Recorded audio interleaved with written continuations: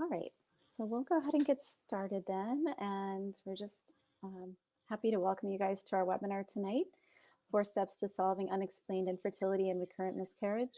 And my name is Dr. Farrar Celada, and I am presenting with Dr. Ellen Wood tonight.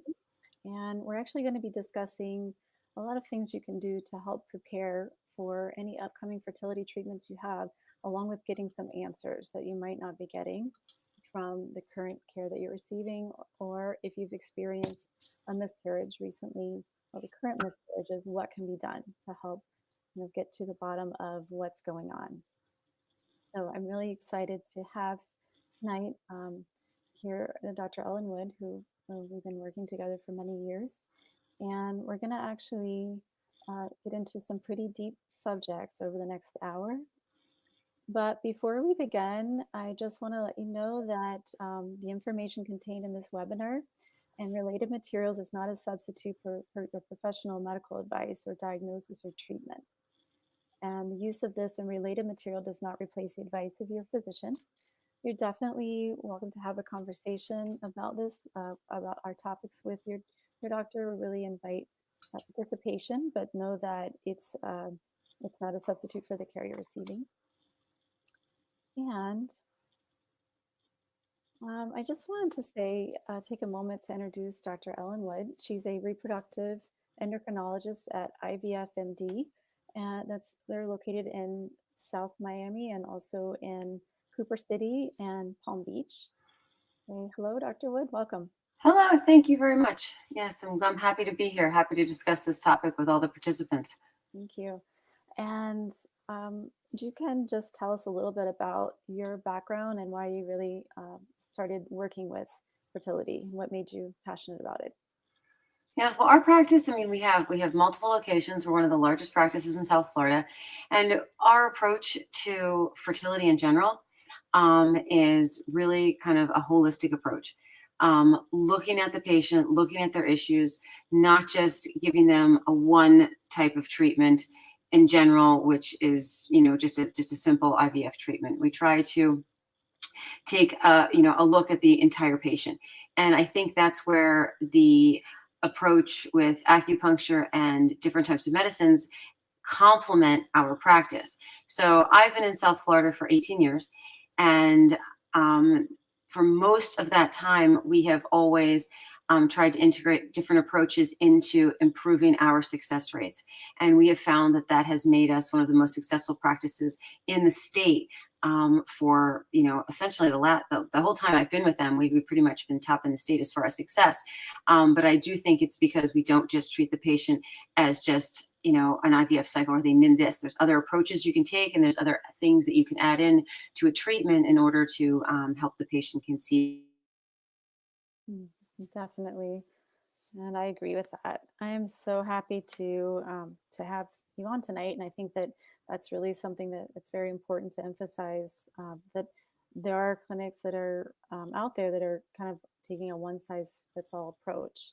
And that's something throughout the years that I've definitely seen with IVFMD. You guys, take the individualistic approach, which is great. So, and also, for those of you who don't know me, my name is Farrar Celada Duro, and I am a reproductive oriental medicine specialist. I do acupuncture and Chinese herbal medicine as well, and really looking at working with patients who are not only going through IVF and IUI and assisted medical treatments, but also trying to work with them naturally as well. And I've been working in the integrative realm for the past 18 years and just really focusing on optimizing the reproductive potential in everyone. We also work with the male partners as well. And, we focus also not only on helping women and couples get pregnant, but having a healthy pregnancy as well. And I'm also really excited to bring this information to us, to everyone tonight, because I think so many times we either see here's a natural perspective, here's a medicated perspective, but we don't see the integration a whole lot. And I think that is changing definitely throughout the years.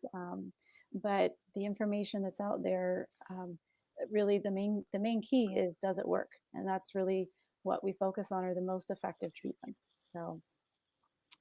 So tonight, I just wanted to ask you guys who are here with us, and ask you if you've ever felt this way, because this is what we hear from our patients day in and day out, that it's the feeling of being alone, so that nobody knows what you're going through. And also, you worry all the time that things will never happen. We specifically hear, I worry all the time that we'll never get pregnant again. And another thought is that trying to get pregnant after the loss is affecting my relationship with my husband, my work, or how I feel about myself. And if those resonate with you, then please type yes in the chat if they sound familiar, because I know that there's an emotional part to a loss and there's a physical part, and you definitely can't separate the two. So we're here to talk tonight about the not only the emotional aspect and the impact that it can have on your body, but also on the physical aspects and things that can affect future pregnancies. So if those sound familiar to you, type in yes, and we'll definitely be touching on some of those points today. But the good news is, we want you to know that you're not alone, and definitely you're supported. The facts are that between 10 to 20% of all pregnancies will end in miscarriage, and often in the first trimester and before the woman even knows she's pregnant. Unfortunately, that's a statistic for that. But now for the good news is that research shows that you will succeed. 60 to 70% of couples who suffer recurrent miscarriage, which is defined as more than 3 losses, will go on to have a healthy pregnancy with the right treatment. And definitely, have you seen that in your practice as well, Dr. Wood?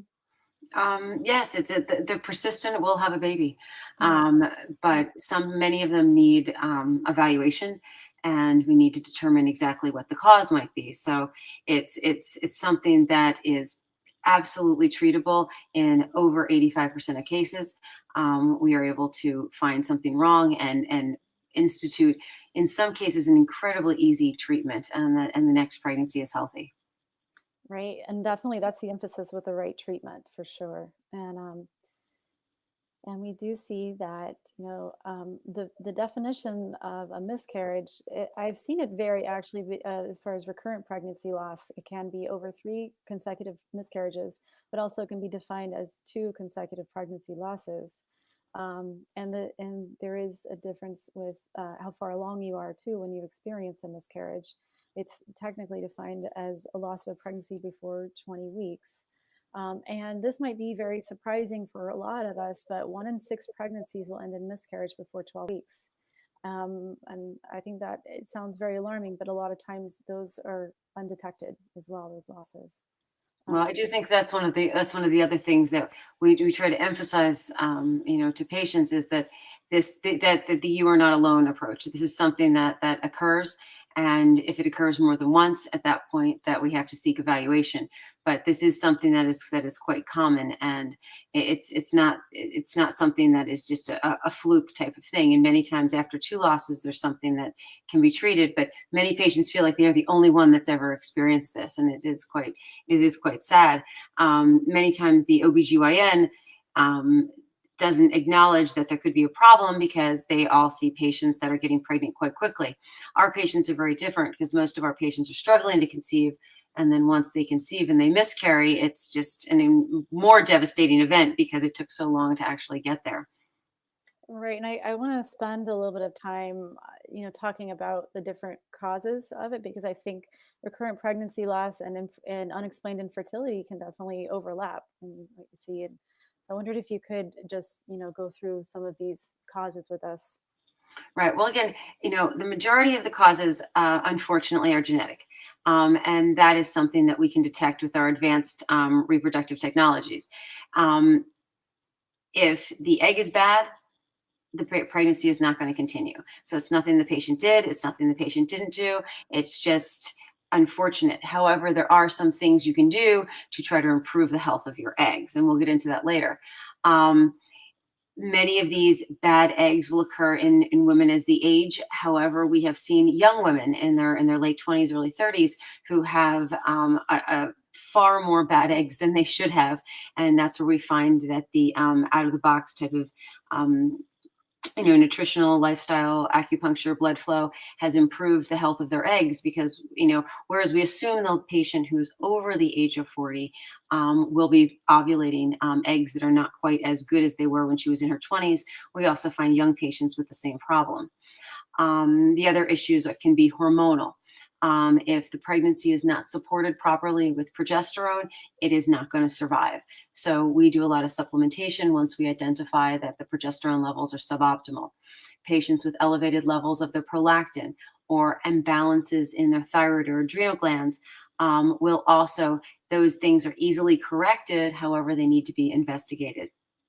Patients with endometriosis sometimes have other autoimmune conditions that can be linked to loss. Polycystic ovary patients have their own issues with egg quality, but many of those egg quality issues can also be addressed nutritionally prior to beginning trying to get pregnant, or even prior to beginning some type of infertility treatment. There's other issues that involve blood clotting. They can be identified by blood tests, and they can be easily treated with different immunologic treatments, as well as different types of blood thinners that we can use to improve blood flow to the pregnancy. We also find immunologic issues with patients' immune systems, and we also have treatments for those. However, we need to identify these treatments, and the patient needs to present to us in the fashion that we're going to offer the tests, so that we can figure out what might be wrong. But the majority of patients with miscarriage, again, we do find something wrong. I'd have to say there is less than 5% of patients that we do this complete evaluation and we don't find what the issue is. Interesting.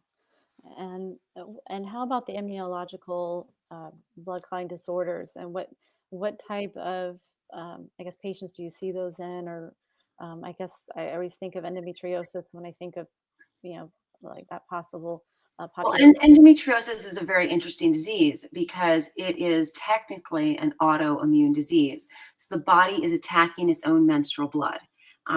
Anytime the body attacks its own organs, the body is not functioning properly. The body can attack the thyroid. The body can attack its own menstrual blood. The body can attack its own joints. The body can attack its own nerves.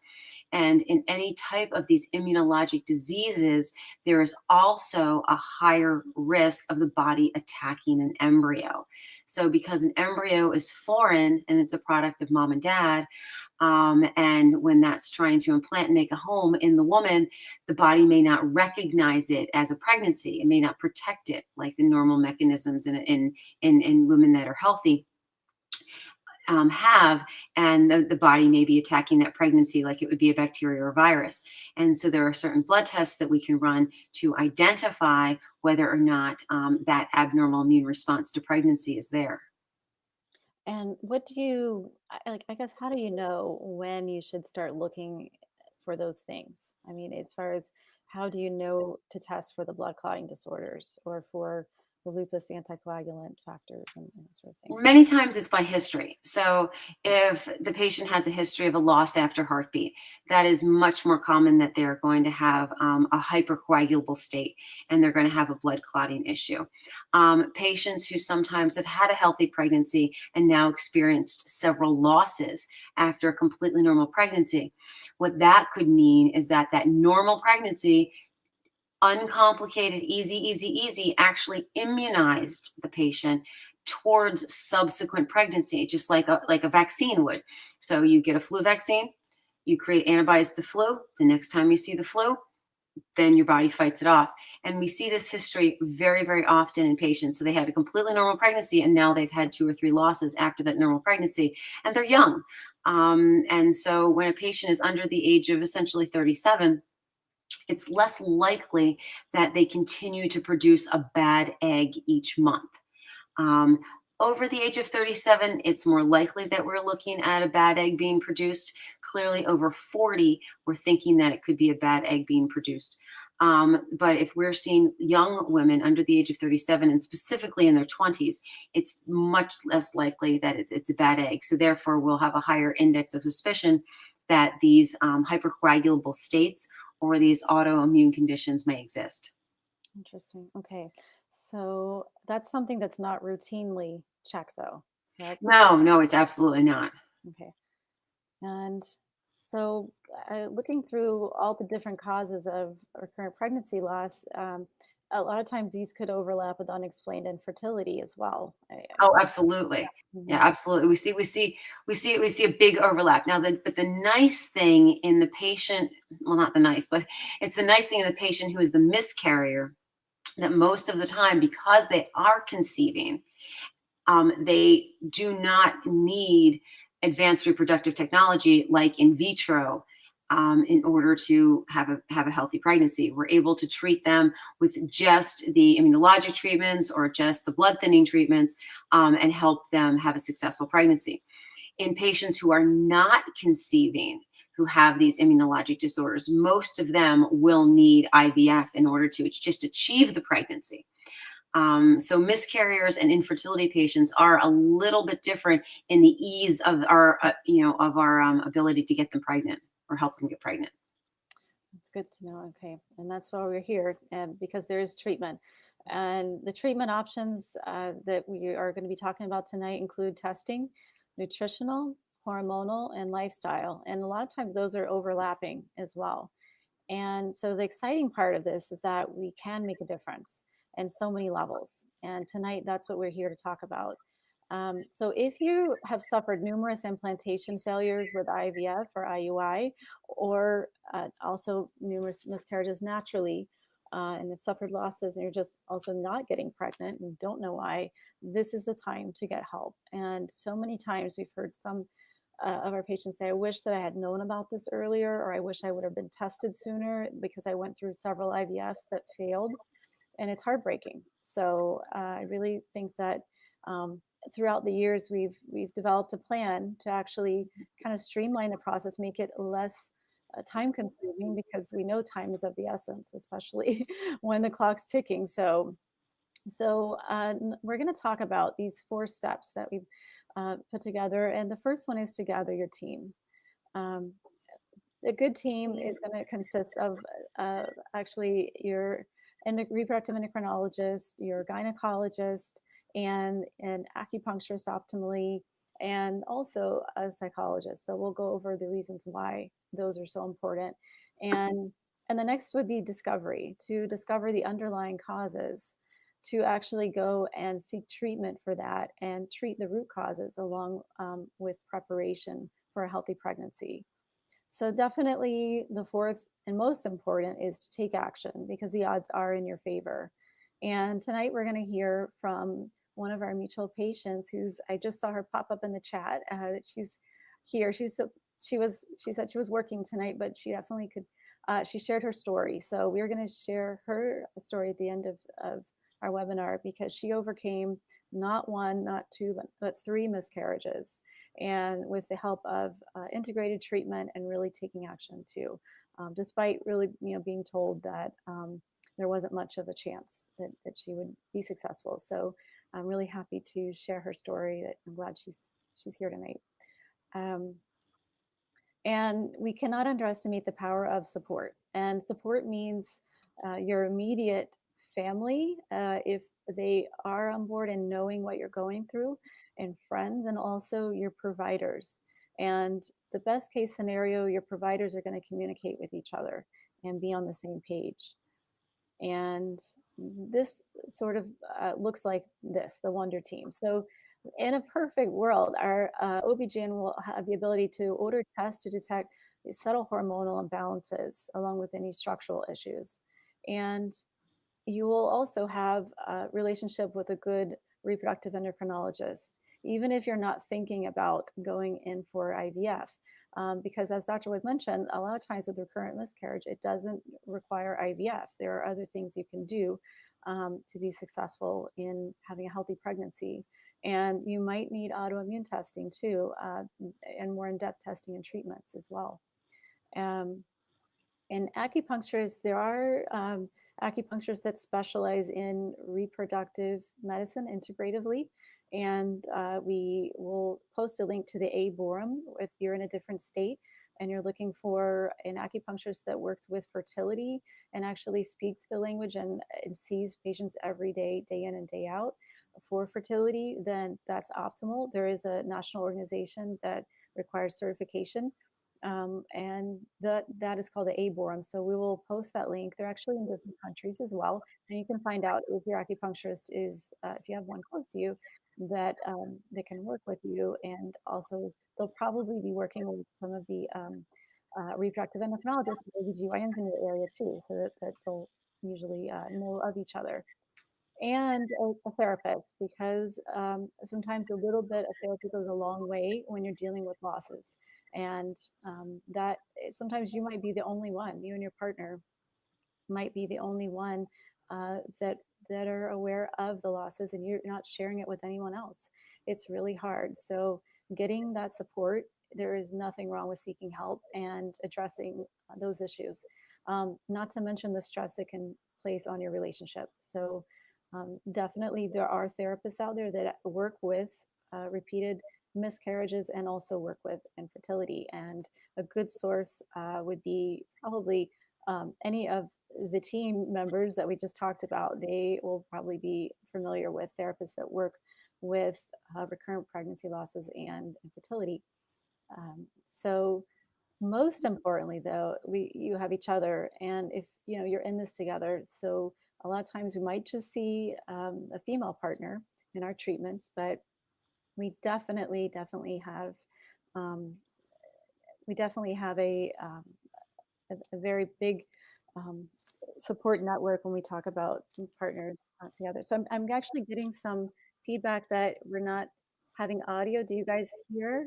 Can anybody else hear us? Or just type in yes if you can hear us. Because a few people have said they're having trouble with our audio. Um, so, yep, you can hear. Okay, good, good. Okay, great. Hopefully it's working. Yeah, we don't want you guys to go through the whole slides big. Oh goodness, like very silent here. Um, so definitely reach out, and there is help available. We just want you to know. Um, so Dr. Wood's going to go into step 2, which is the discovery phase. And this is so important, obviously, to find out what we're dealing with. So we're going to start by just listing out the possible causes of recurrent pregnancy loss and also unexplained infertility as well. And we brushed on them a little bit, but if you could just go in a little bit more detail, that would be great. Right. So again, first, we have to try and identify all of the different causes. So there's a pretty basic workup that looks at a multitude of different factors to try and identify what it could be. Now, it doesn't have to be one factor. I've had patients who have a combination of factors. Sometimes people have 2 issues, sometimes people have 3 issues. So if you miss the 3rd issue, unfortunately, the patient is still going to have a problem. So we do a very comprehensive, thorough workup when the patient presents and comes to us with more than 2 losses. So first, we'll be looking at causes of infertility. So that could have to do with the male or the female. So we'll do a basic workup.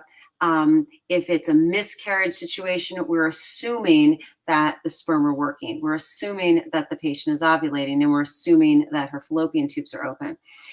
So then we'll begin to investigate if she is ovulating, is she ovulating well? Many times if a patient is not ovulating well, they have hormonal issues.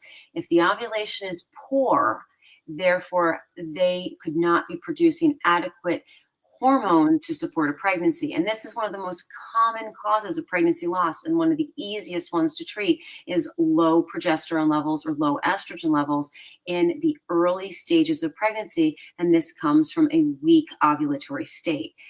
So this is something that we will investigate. It's a very basic thing, and it's very easy to treat. Egg quality issues are going to be a secondary concern. So even if the woman is ovulating, she's ovulating well, her egg quality might not be up to par, and that egg might not have the proper number of chromosomes to support a healthy pregnancy. Many times it's not age related. We assume the patient is over 40, and yes, we just say bad eggs, and that's what a lot of people will assume. I found significant immunologic issues in patients who have excellent eggs in their 40s. And I've had a 26-year-old who 2 years ago had She had 12 embryos tested, and whereas she should have had 8 that were normal, she only had 2. So she was a quite young individual, and she had significant egg quality issues. So this is something we always have to keep in mind. So we can't just use age as something in order to quantify. Yes, this is not an egg thing. This is an egg thing. And there's certain blood tests that we can also use to identify whether egg quality could be a factor. The tubular uterine issues are basically structural. These would be treated surgically. And so these would be something that would be very easy to treat. If the patient has a large lesion in her uterus, like a fibroid, the pregnancy could be attaching to that fibroid. The fibroid's stealing its blood, therefore she loses the pregnancy. If there is a septum, which is a piece of tissue inside the uterus that could be, the baby could be attaching to, and once it gets to a certain size, the baby loses all of its blood flow. That can be corrected surgically. So the uterus and the pelvic issues are clearly something that is treated in a completely different way than many times our ovulatory or egg quality issues can be.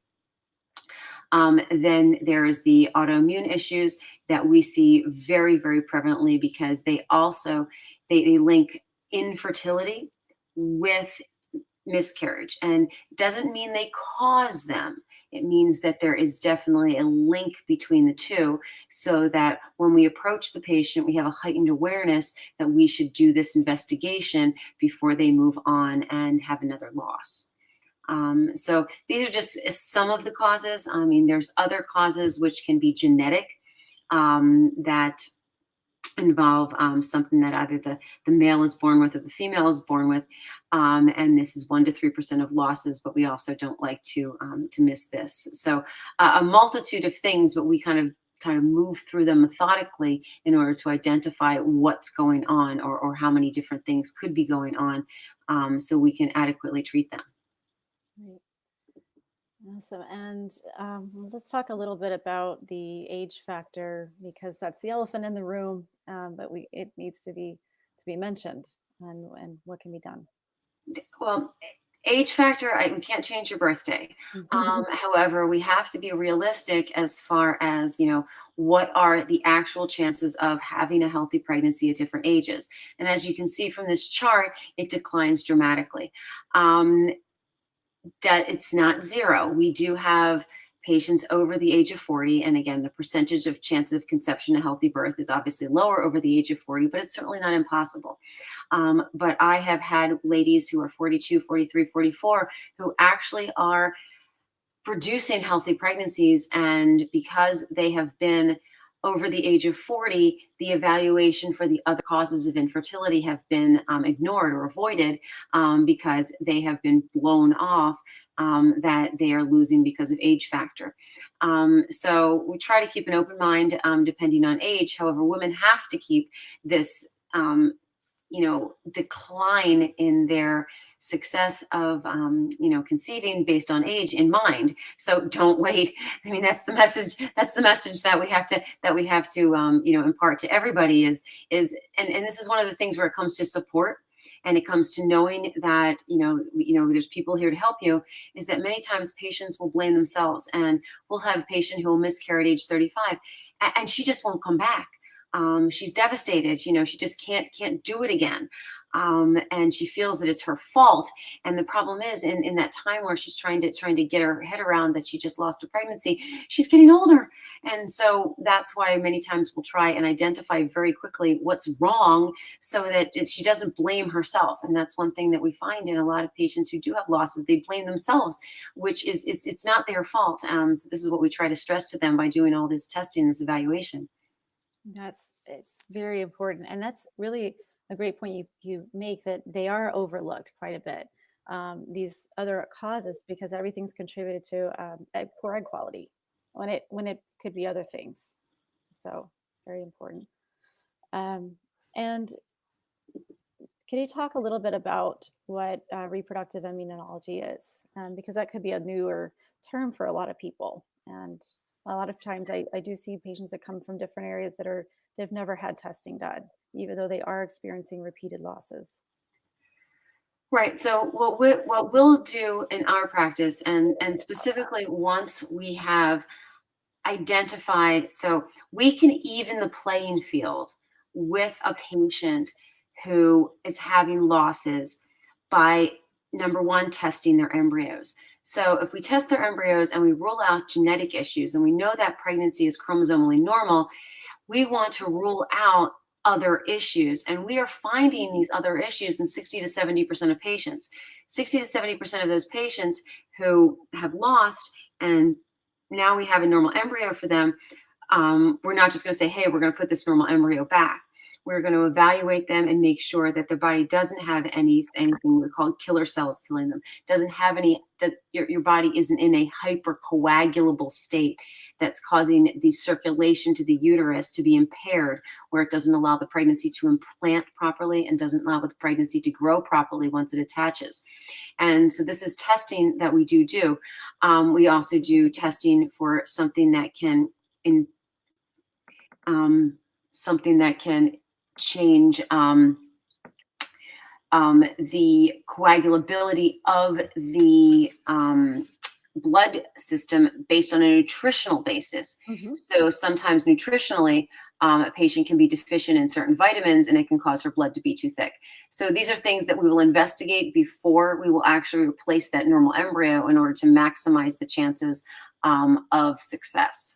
Awesome, good. Yeah. And those tests again are mostly done at an IVF center, not at an Yeah, no, the regular gynecologist wouldn't even entertain doing anything like that. These are definitely done by a subspecialist. Okay. And as far as the genetic aspect of it, and what you said, that's what's causing the majority of losses.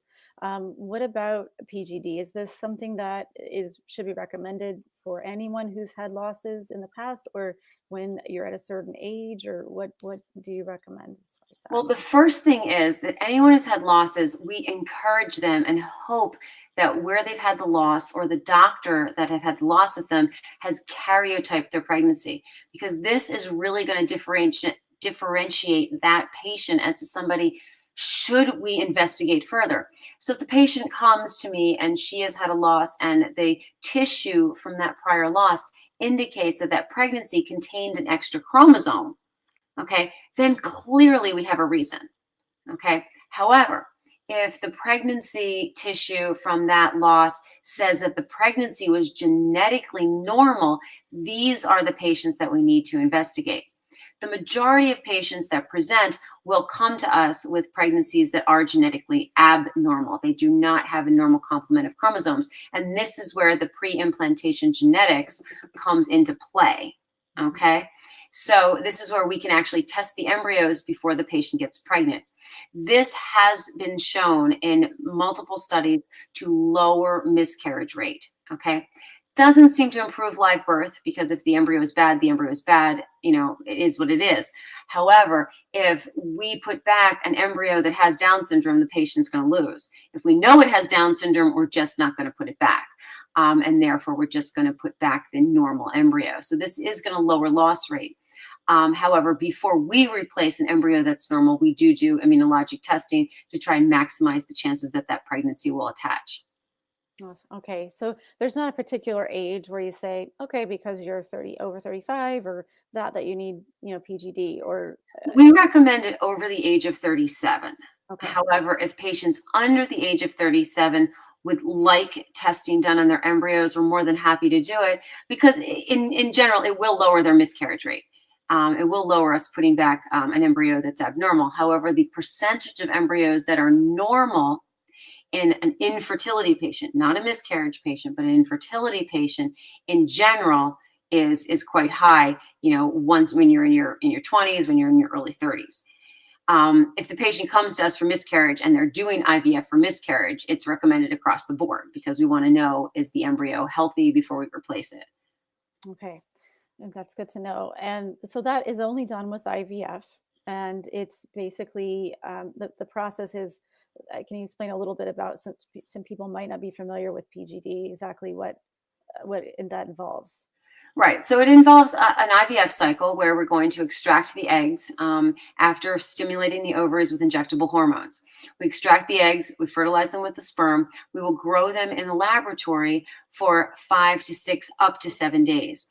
Once the embryo reaches a certain stage of development and has enough cells, we will take some cells off of the placenta part of the embryo. Once we take those cells off, the embryo will then be frozen. Those cells will get transported to the genetics lab. The genetics lab within 10 days will tell us embryo is healthy or embryo is not healthy. And then we will prepare the patient to receive the healthy embryo once we identify it. We have percentages in each age category of what we expect to get back on our biopsy reports. So 50% of our embryos in ladies in their 20s are normal. 40% of our embryos in ladies between 30 and 35 are normal. 30% of our embryos in ladies who are 36 to 40 are normal, and 20% of the embryos we send in ladies who are 41 and 42 are normal.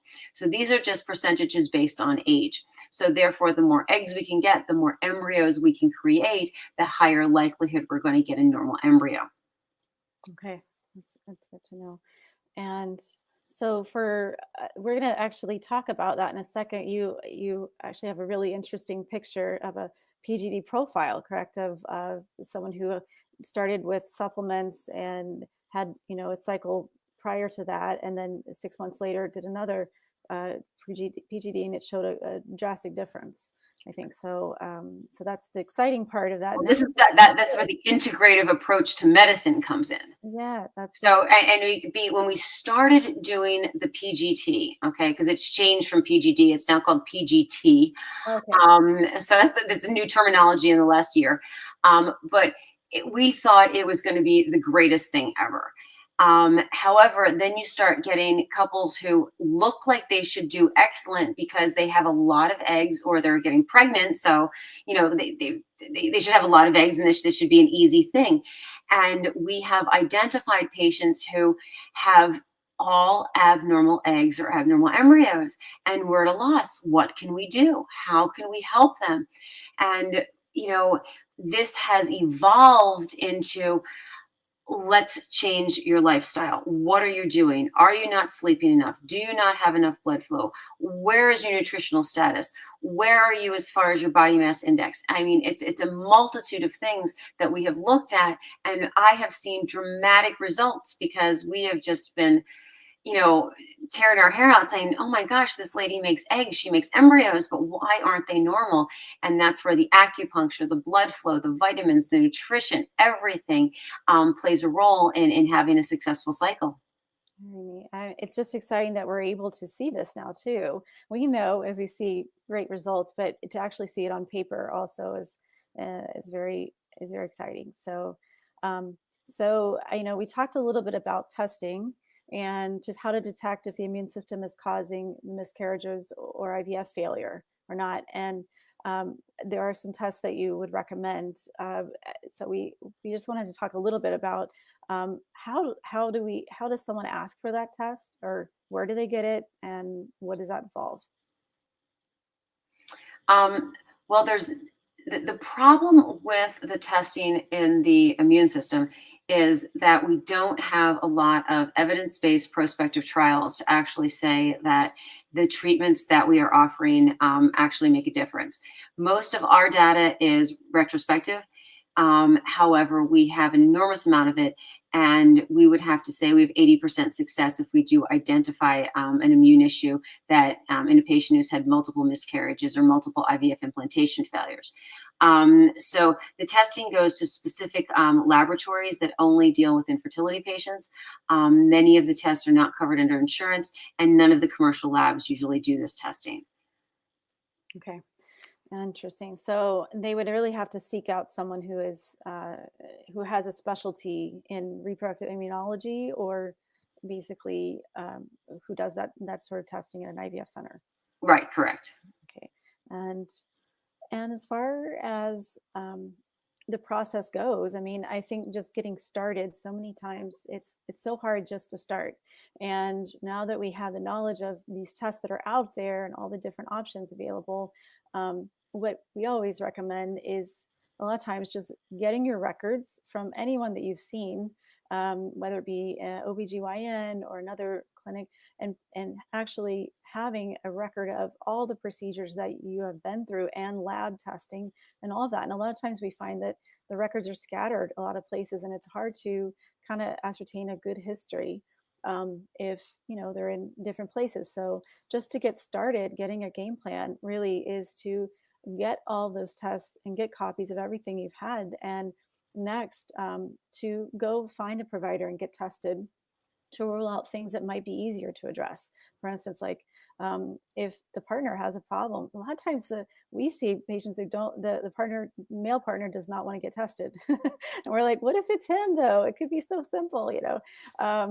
But as far as that's concerned, Right. We have there's a very in-depth sperm test that can be done as far as the male partner is concerned. We do have certain tests that look at the DNA fragmentation in sperm, and it's not a common issue. However, we do have patients, every couple of months that we find that we can identify absolutely nothing in the female partner, and therefore we'll do in-depth male testing. And males, they will end up with what they have in their sperm is that the sperm has this propensity for the DNA to be fragmented too much, and there's things that the male needs to do from a nutritional standpoint, from a blood flow standpoint, from a health standpoint, in order to make his sperm healthier, because the sperm aren't able to get the pregnancy past a certain point.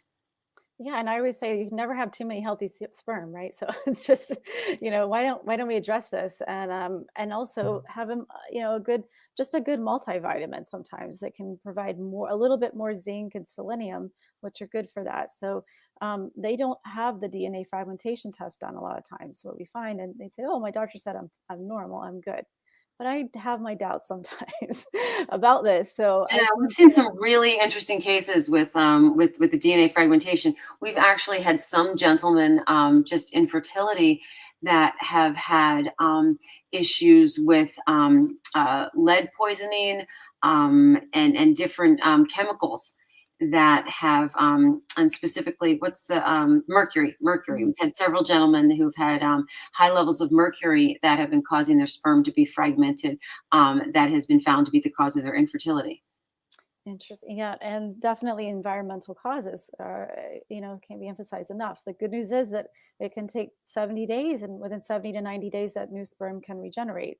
A lot of times when we see people who take testosterone, their sperm counts like zero, and just, rebuilding, getting off the hormones and working with supplements, it can make a huge difference. So men, if you're listening, if you're actually listening to this webinar, I think it's important to get tested as well, and don't wait. And once you have all your records, you can start to kind of look at the different specialties that you're seeing, especially, on our end as an acupuncturist, sometimes we don't get privy to all these medical records. We have to really search for them and order them and try to. And so if you want to make this more streamlined, definitely, I'm urging you guys to own your records and get those copies so that everyone can be on the same page. And also any treatable conditions such as vitamin D3 deficiencies, anemia, thyroid conditions, those are easily seen on the lab results. So those can be corrected pretty quickly. So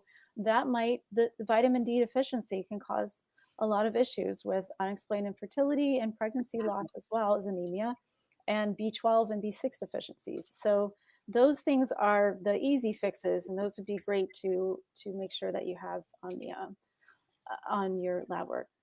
So if you can also bring in your BBT charts, that's very important as well, if you've been charting your temperatures. So, in step 3, we actually talk about which treatments that are helpful. And because we take an integrative approach, we look at different supplements such as omega-3s and B complexes, along with Mediterranean whole foods diet. We actually give all of our patients who are coming to us for unexplained infertility or endometriosis or recurrent pregnancy loss a 6-week menu plan that includes breakfast, lunch, and dinner based on the Mediterranean diet that is also gluten-free. So the Mediterranean diet actually was a subject of lots of research in, I believe it was Greece, where they actually looked at the partners and also the subjects that were doing, and the women that were doing IVF, and they noticed that they had a over 30% improvement in the pregnancy success rates when they were eating a Mediterranean diet. So we definitely think that food is the first medicine. It's part of the treatment that we do. And so we provide it and make it very easy for our patients to get those menus.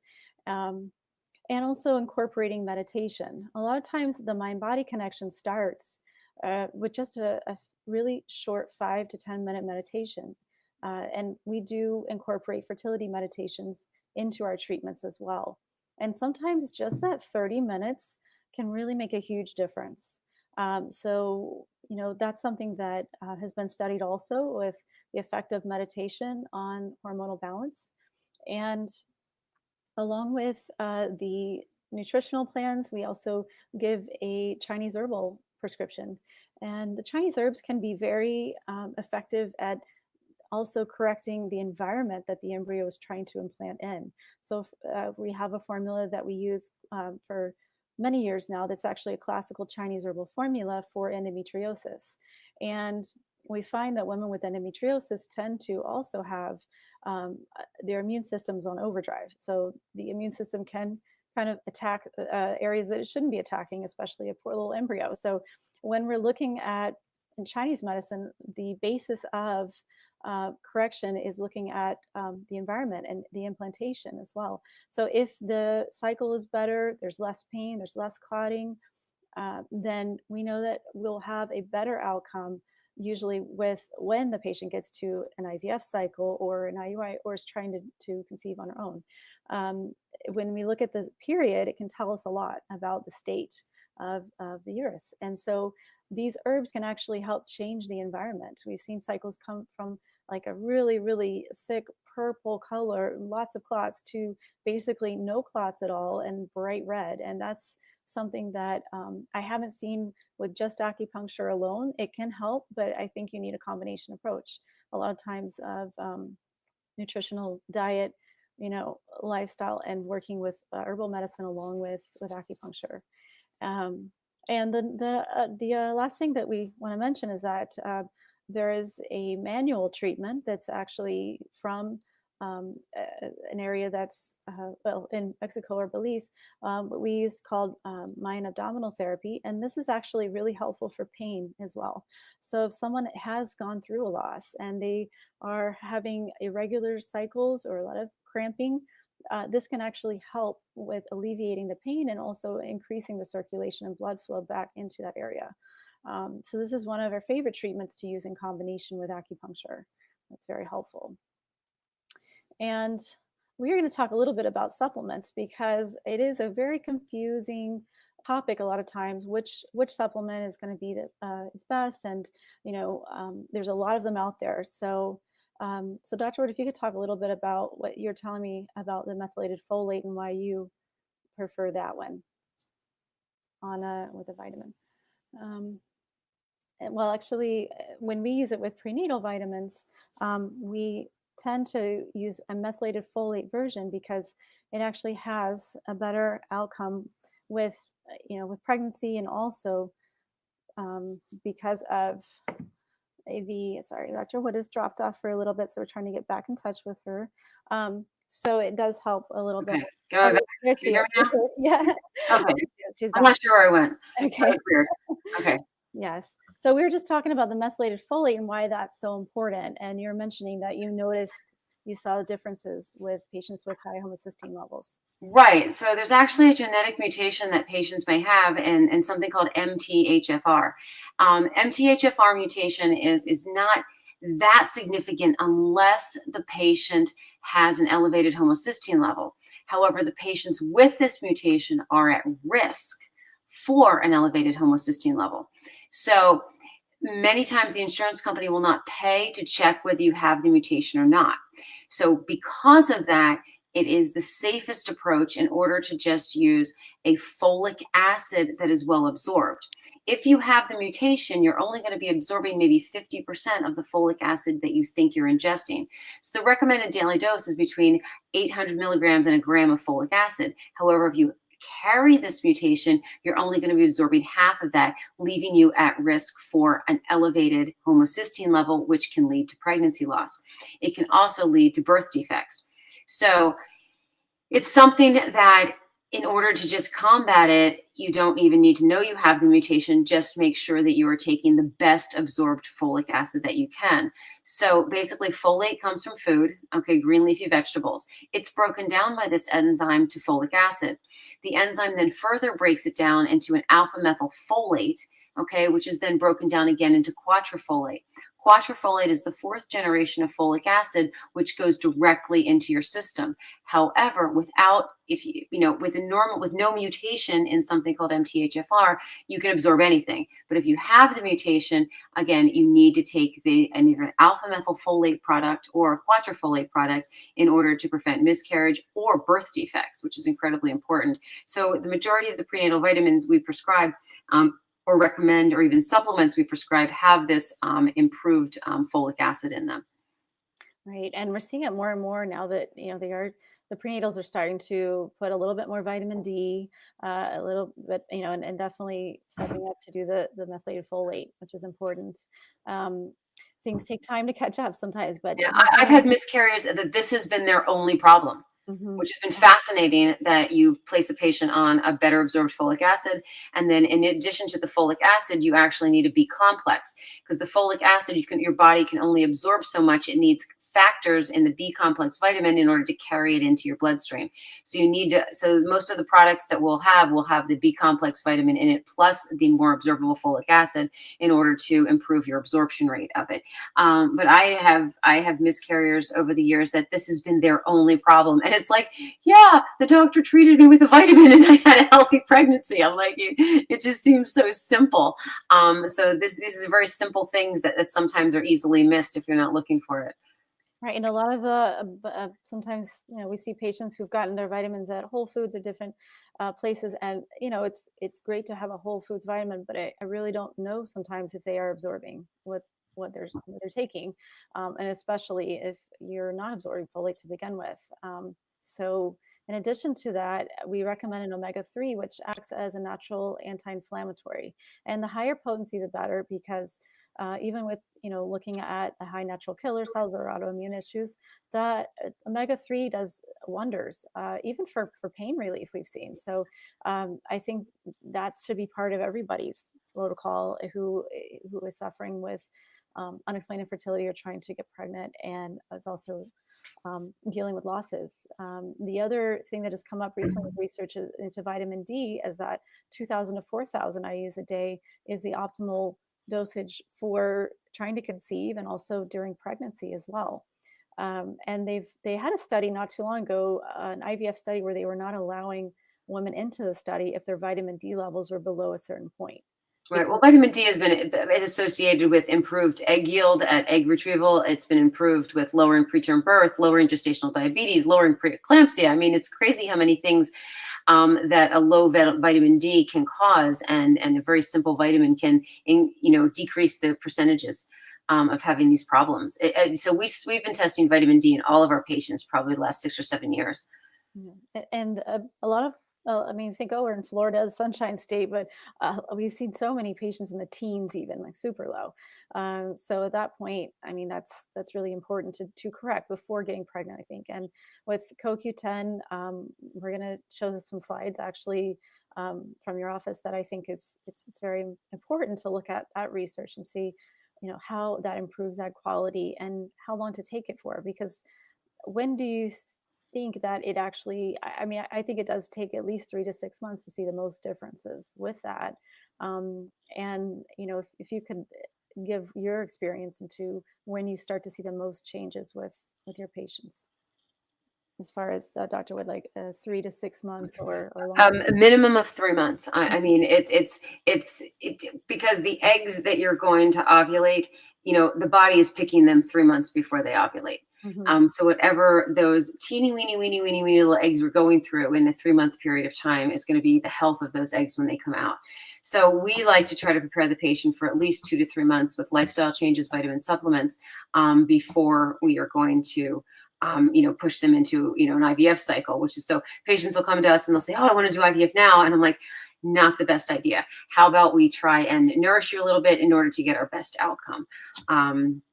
there are certain situations where, they need to move forward, but if they want to optimize their treatment, nutritional supplements usually are best taken for a minimum of 2 to 3 months before we take out the eggs. Exactly. Yeah. And sometimes, we've had patients who will just spontaneously get pregnant after 6 months of taking CoQ10. It's like, well, that was the good egg that was it was incubating there, percolating with all those good antioxidants, I think, and where they previously were told, well, I have, horrible egg quality and my AMH is very low. And, Right. so Well, these are specifically patients with low AMH levels, yeah, miscarriage yeah, history, IVF failure. I mean, in the patient who they're a tubal factor or they're a male factor, it shouldn't play that much of a role. mhm, Okay. However, if they have any type of, reproductive history, that has been a failure in the past. I mean, it's specifically the failures or the miscarriers that we're going to, have them, try and nourish themselves, before a treatment cycle. Like many patients, if it's just tubes or it's just, low sperm count, we're going to assume that they're normal. And then if they fail, then we're like, well, maybe you weren't so normal. But the majority of them are successful. So, but there's that specific patient who has had the failure where we're going to have to, address all these things because it's like, well, you're so young, you shouldn't have failed. exactly.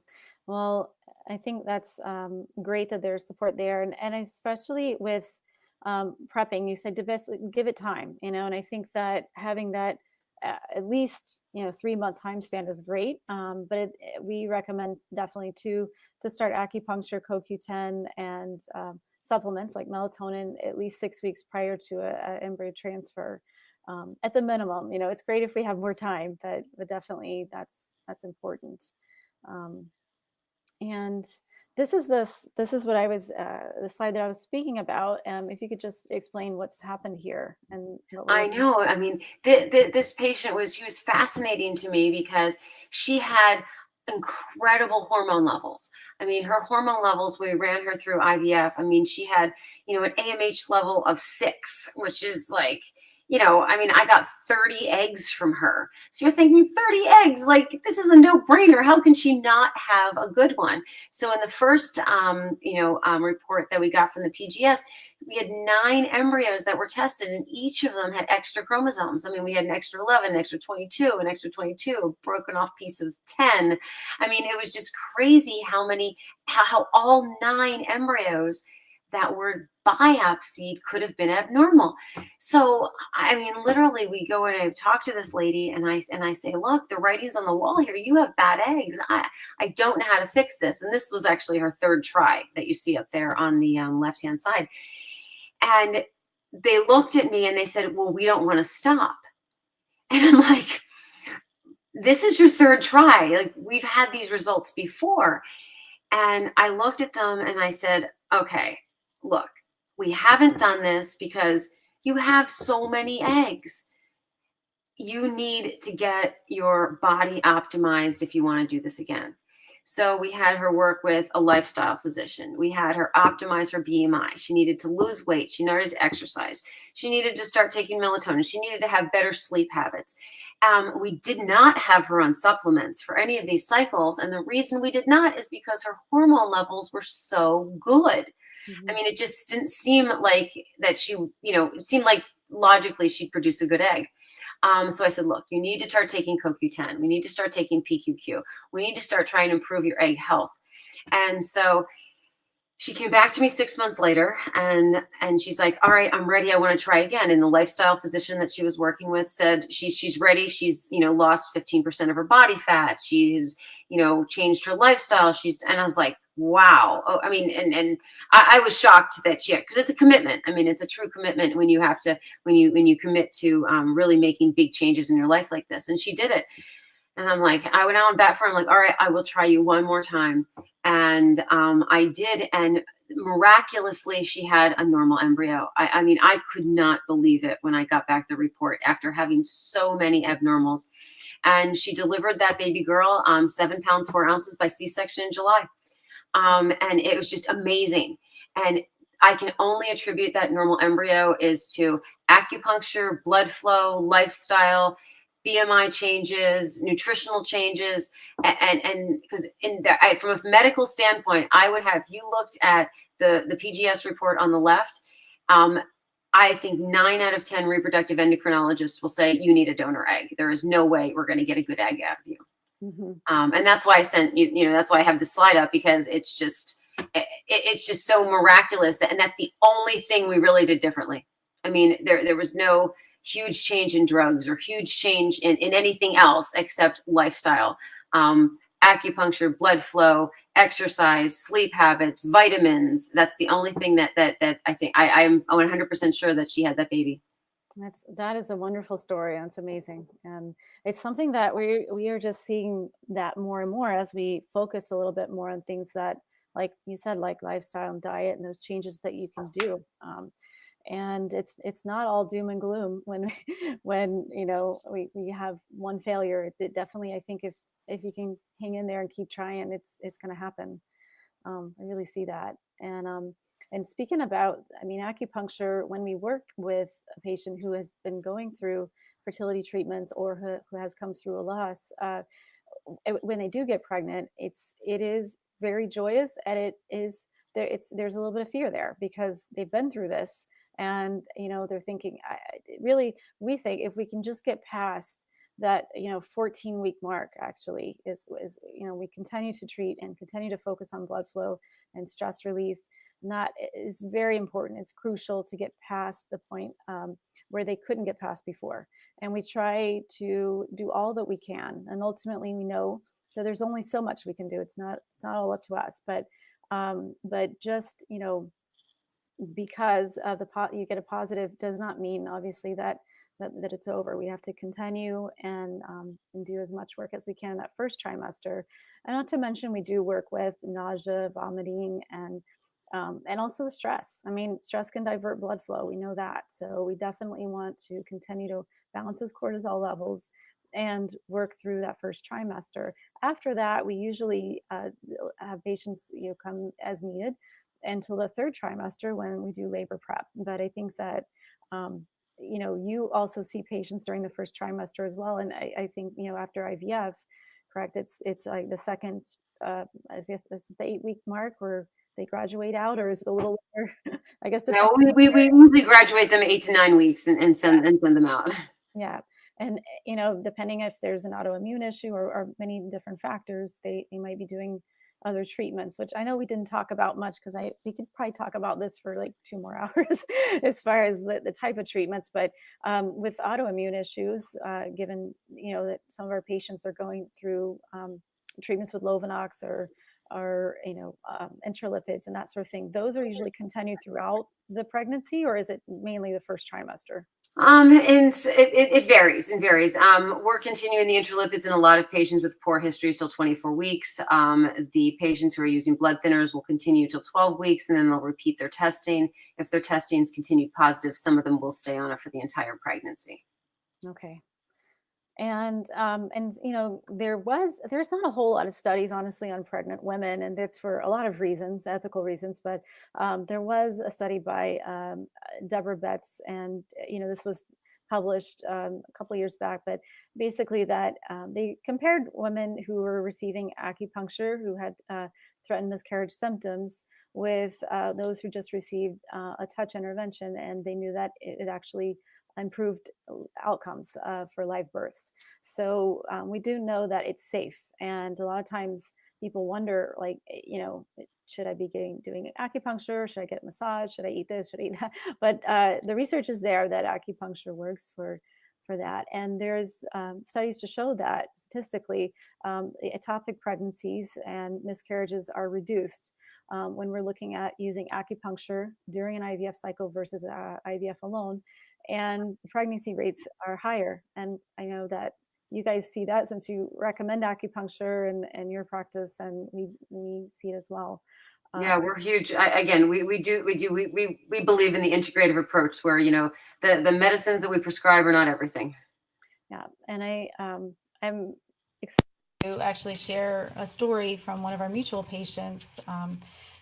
named Rosemary, and I think that her story is just super inspiring. I hope that everybody can hear it, but I want her to tell it in her words, because I think that it's important. And I know I saw her name in the chat, but I think she's working, so she wanted to give this video to everybody to see it. So hi everyone, my name's Rosie, and I'm a patient of Dr. Celada and Dr. Wood.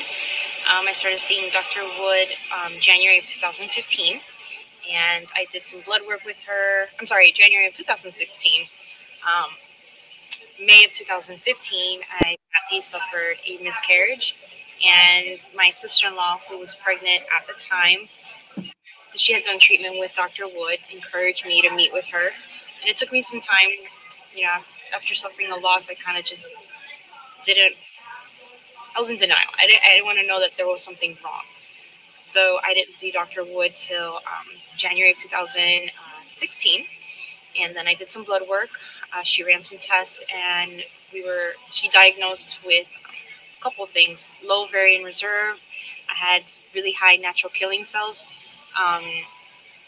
and my blood would clot too much. So that wasn't good because it could just cause miscarriages, but it wasn't pinpoint exactly what it was. And then my husband and I, we kind of took our time. We knew what the results were, so we just took our time. So then, unexpectedly, I got pregnant in May of 2016, and unfortunately, I suffered another miscarriage. So I went in to see Dr. Wood, and couldn't really. It's kind of hard to tell, to pinpoint exactly what it was that causes the miscarriages. So then we timed it, and it was just timed when I would be ovulating, and when we would, you know, you know. So did that, and unfortunately, I suffered another miscarriage in July of 2016. And I told myself, that's it. I'm taking a break. I can't I need a moment. It's been 3 miscarriages, and it was really sad, and I just didn't really want to. I needed to heal and take my time, emotionally, mentally, physically. So my sister-in-law would encourage me to see acupuncture with Dr. Celada, and finally, December of 2016, I was like, okay, I'm ready. Let's try the acupuncture. Can't hurt. Let's try the natural route and not so much medicine, hormones, and things like that. Again, this is what worked for me. So I met with Dr. Celada. She knew my history. She works together with Dr. Wood's office, so they were able to send over my medical history and everything that, all the lab work and blood work that Dr. Wood did. So we started a treatment, and I took the herbal supplements that she recommended, and pretty much almost religiously, every week, I was going in for acupuncture treatment, and I just followed the supplements that she, would have me take that worked for me. And in February of 2017, I got a positive pregnancy test, and I was able to carry my daughter. Her name's Valentina, and she's now 1 year old. And I was able to have a perfectly healthy, pregnancy with no issues. And while I was pregnant, I would still see Dr. Celada, and I took the prenatal vitamins she recommended, omega-3s that she recommended, vitamin D, just to, keep my body healthy. And I kept seeing her up until pretty much the week before, or the week of that I gave birth to my daughter, October of last year. And I joke because I call her my fairy egg godmother because, since I had low ovarian reserve, Dr. Wood was worried that my egg count wasn't too good, so they were a little bit on the scrambled side. So my sister-in-law joked, and she's like, girl, she's going to get them brand new. Your eggs are going to be like you were 20-something. So I was just like, I could go for some 20-year-old eggs. That's good. I can deal with that. So I followed, her supplements that she sent me, that she recommended, and I would buy them there in her office, and I would do the treatments almost every week. And I seriously felt so good when I would leave. It was amazing. And I really do think that it helped. It was just a good collaboration between like natural medicine and just taking my time. And it was really hard at first, having 3 miscarriages. And I would meet with Dr. Celada, and a lot of times I would cry. Poor thing. I would cry, and I would just be like, I just want to have a baby. I just want to have my family, and I know I'm going to be a mom.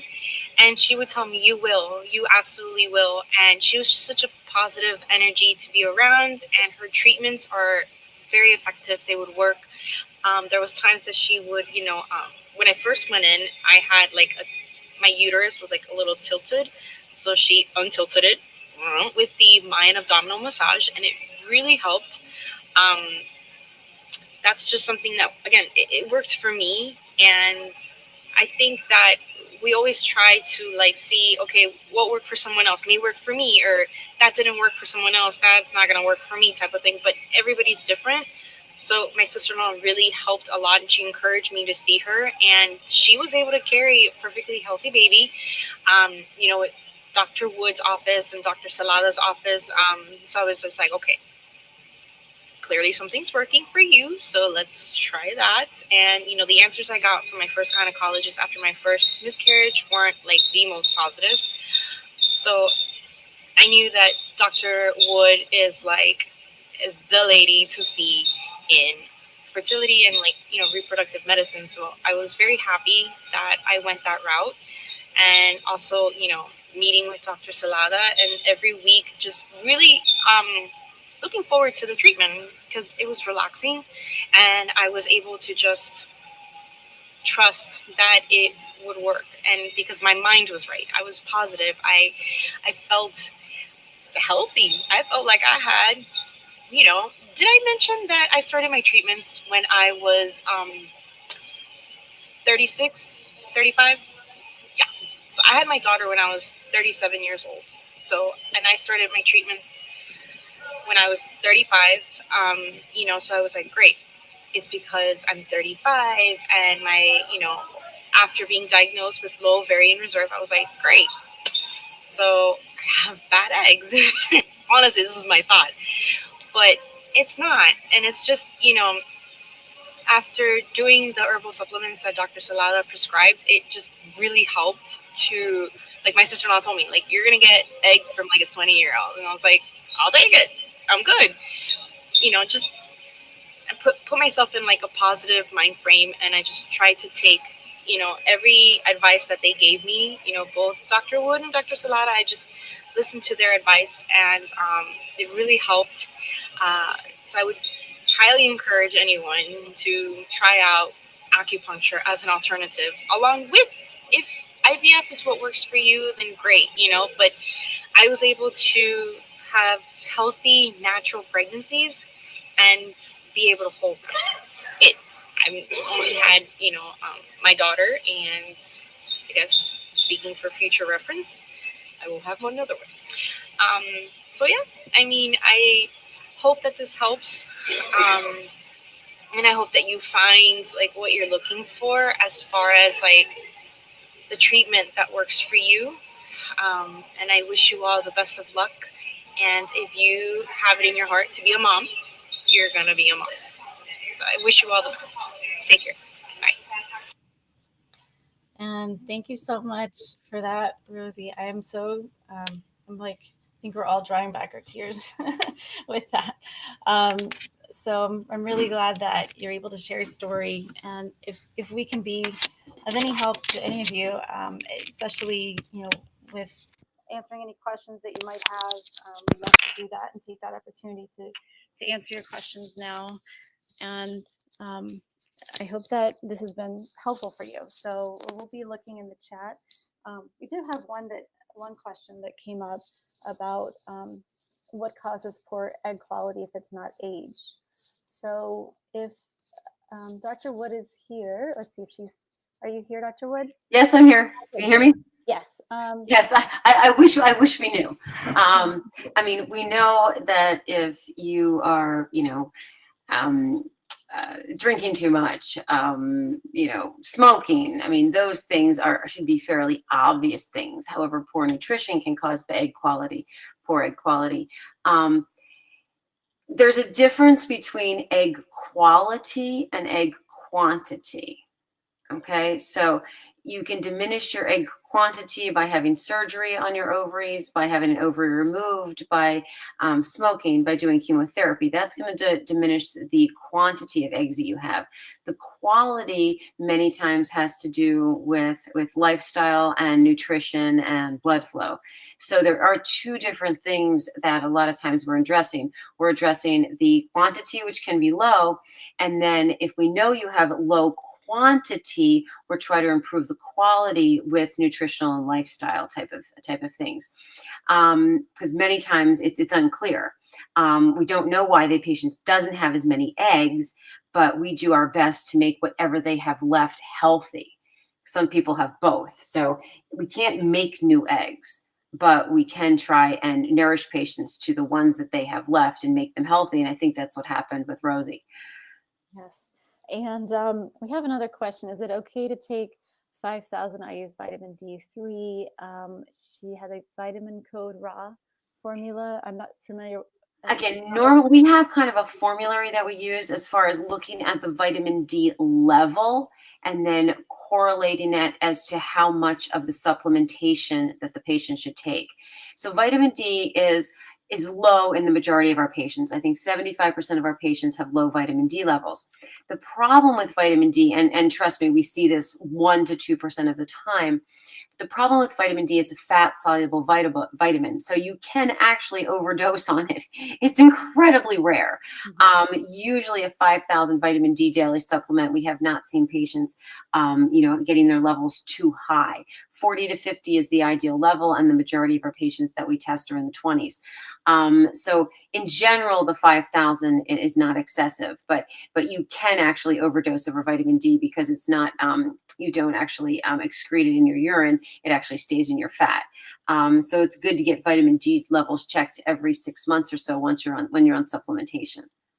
Right, and definitely. And we like the Pure Encapsulations brand. That one's pretty highly bioavailable. And we do work with vitamin D. Also, we recommend during pregnancy as well, which I think now more and more we're seeing prenatals that are upping the amounts in them. The other question we got earlier was let's see. What advice can you offer women who have suffered a miscarriage and are now scared about it happening in another pregnancy?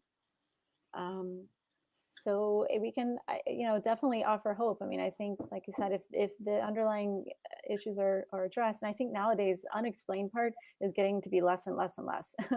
Would you agree? I mean, it's like, because we can definitely see things that are happening on paper a lot of times, or just by taking a history. But I think that it is scary when you do get that positive, because you're hopeful but yet fearful, and just having a support team around you and being in good hands, and and having faith that it will happen, I think is the most important. Would you say any advice for someone who's I guess I know. I completely agree. But we'll try and obviously encourage and support. However, what we really focus on is that if another pregnancy is not successful, we need to identify the cause. That's why we want to encourage the patient to actually look at the genetic testing on the pregnancy, and to actually do an evaluation, and not ignore that. Many of the OBGYNs will just be so used to patients getting pregnant quickly. Try again, it'll happen. Try again, it'll happen. It'll be good. And they will not evaluate them until they've had an extreme number of losses, and they could have been, a cause could have been identified much earlier, and the patient wouldn't have had to go through those subsequent losses. Right. And I think that definitely nowadays they can detect so many things. So it's hard to get the courage to go on and keep trying. But definitely, it's not in vain if you can identify what it is and treat it. And a lot of times, it's the intralipid treatment is being done at your office, and it's something that we see it's very safe. It seems it's just basically food, right? It's food. It's IV food, but it's super safe. If your patient has some elevated levels in their killer cells, what the IV food does, it distracts those cells, doesn't suppress the immune system. Patient's not going to get sick. All it does is distract what was killing the pregnancies. And it works for 80% of our patients. I mean, it's really a very, very, very super safe, super easy treatment. And we have an amazing amount of success with it. We've been using it for 10 years plus now. That's amazing. Well, I'm really happy that we got this time to talk about this, and I know that some of you guys got your questions in, and if you didn't have a chance to get your question answered, then we have our email posted. Actually, you can email us and also give us a call if you'd like to talk more about the situation that you're facing.